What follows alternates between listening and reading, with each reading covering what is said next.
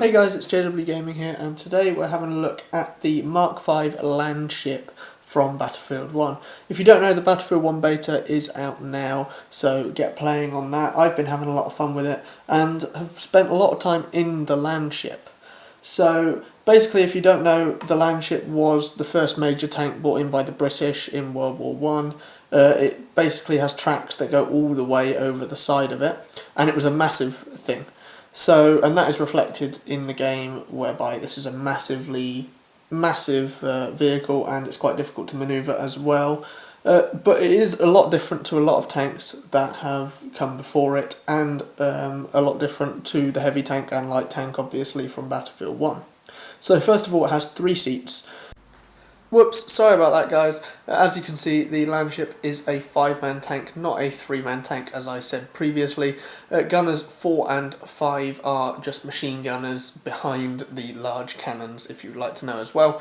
And most of the tactics that I will say in this video also apply to those gunners working together as well, so that then you can have a 360-degree field of fire, especially when the front gunner or the driver is not using the back gun at the time. But the caveat being, whereas in previous battlefields the driver had the highest firepower, or the biggest firepower, this isn't the case anymore. The driver only has front and rear machine guns, which he can switch between, and also that means he only has an arc of fire sort of front and rear of the tank, so he doesn't have any ability to shoot at the sides.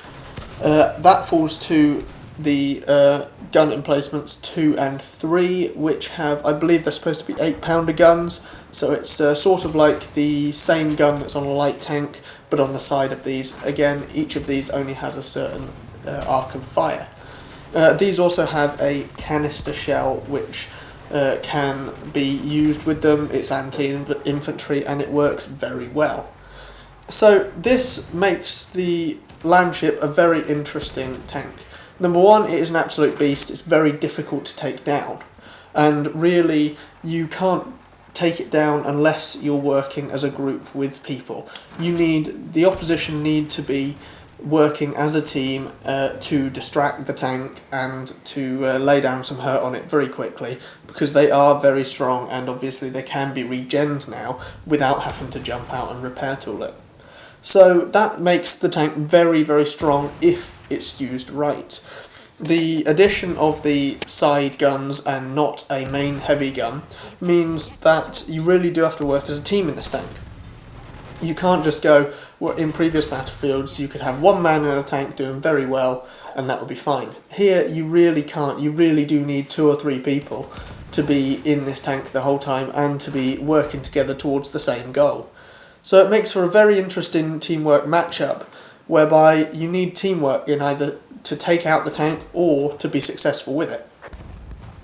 Now I must say this tank is very, very powerful, and if used right, as I said, with teamwork, it can be exceedingly effective. We've been trying it in Conquest at the moment, which is the only large scale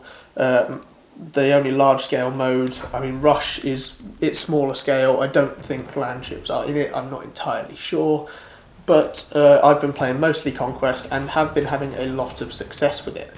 But that is when it's used in certain ways. Now I'm just going to go through what I believe to be the best ways to use it, because it is a very, very effective weapon that, as I said, if used right, you will end up doing a flawless round sometimes. That's what I ended up doing a couple of times, which is really insane, because you could really never do that unless you were really, really good. I'm not claiming to be any sort of beast with a tank, but I managed to get flawless rounds by using it properly. And the way I found to use it is to make sure you don't get yourself into tight urban spots. So on Sinai Desert, which is the map that we've been given for the beta, most of the environment is long range and large scale. However, there is the town area around the sea flag that does have a lot of very tight corners, very small alleyways. That is the place you really don't want to be in a Landship, because it's very difficult to manoeuvre, and I think I have some footage where I made that mistake and learned the hard way, that if you get into that Infantry have a massive advantage because they can get up on buildings, they can go anywhere around you, and you cannot move effectively enough to defend yourself from that. So really it is a case of making sure you do have long ranges that you operate over, because the machine gun is pretty good over long range, and obviously the two main guns on the side are very good over long range. Also, you've really got to make sure, because both side guns do point fully forward, you really have to make sure when engaging another tank that these side guns are able to engage this tank, because otherwise you've just got a gunner who's got the ability to lay down some damage that really can't, because the primary MG that the driver gets isn't able to do damage to a tank really. So it's really a case of making sure that your positioning is the best, so that then you can engage the tank and you can win that firefight, because you've got both gunners that are focused on that one tank in front of you.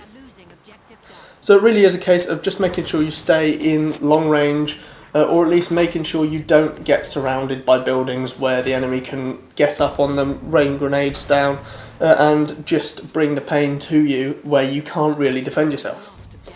Also remember that you have ammo and medic packs that you can use on this tank. You drop them as a driver, and they give ammo and health to infantry as well. That will increase your points tally massively as well, so it can really be used as a very effective weapon. Alright, that's it for this video guys. If you liked it and you want to hear more about Battlefield 1, give it a like. If you didn't, give it a dislike and tell me why in the comments below. And if you've got any other video ideas, leave them in the comments below, and I'll see you in the next video. Bye.